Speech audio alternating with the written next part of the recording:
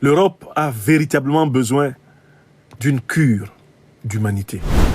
Alors que Donald Trump et Vladimir Poutine multiplient des efforts par émissaires interposés pour trouver une solution négociée au conflit russo-ukrainien, tout le monde peut constater que ce sont les dirigeants de l'Europe de l'Ouest qui sont les principaux va-t-en-guerre dans cette histoire. Alors ce soir, on doit expliquer la raison pour laquelle le trio magique, Macron, Merz, et puis, comment il s'appelle, Charmer. Qu'est-ce qui explique que ce trio britannique, allemand et français soit déterminé à pousser Zelensky à la guerre, pour ainsi dire, jusqu'au dernier Ukrainien, selon leur formule? Plusieurs personnes se sont penchées sur ce problème. Ils ont d'abord fait une première hypothèse en disant que ce sont des dirigeants qui sont fous, ils ne sont pas mentalement équilibrés. Je dis qu'il y a quelque chose de vrai là-dedans.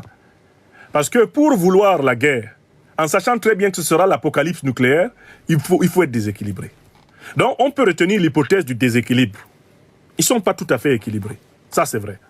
Mais en épluchant la littérature sur ce qui se passe ici en Europe, j'ai découvert une explication encore plus scandaleuse. En effet, les pays du grand bloc occidental ont décidé de se saisir des avoirs bancaires de la Russie.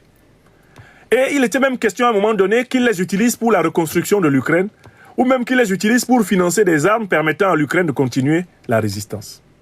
Mais ce qu'on a appris, et voilà pourquoi le bras droit du dirigeant ukrainien d'ailleurs, Yermak, vient d'être limogé, parce qu'on a découvert qu'il était corrompu jusqu'au cou, ce qui implique la corruption de son chef, en toute logique. Ce qu'on a découvert, c'est qu'entre-temps, une partie des avoirs que les Russes ont en Occident a disparu, que des mains occidentales ont volé les réserves des Russes. Du coup, on vient de comprendre une explication rationnelle au refus d'arrêter la guerre. On ne veut pas que la guerre s'arrête, parce que si la guerre s'arrête, il va falloir rembourser l'argent.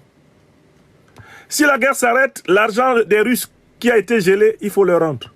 Si la guerre s'arrête, il va falloir expliquer où sont passés les centaines de milliards de la Russie qui étaient supposés gelés et sur lesquels finalement il n'y a pas de décision de rétrocession à l'Ukraine. Et là, je me suis dit, mais finalement, ils ne sont pas si fous que ça. Ils sont simplement, en effet, aux abois. Ils sont en état de détresse et ils sont très cupides.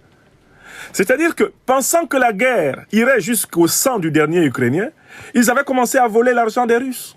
Et maintenant qu'ils se rendent compte que Witkoff, l'émissaire de Trump, et Poutine font des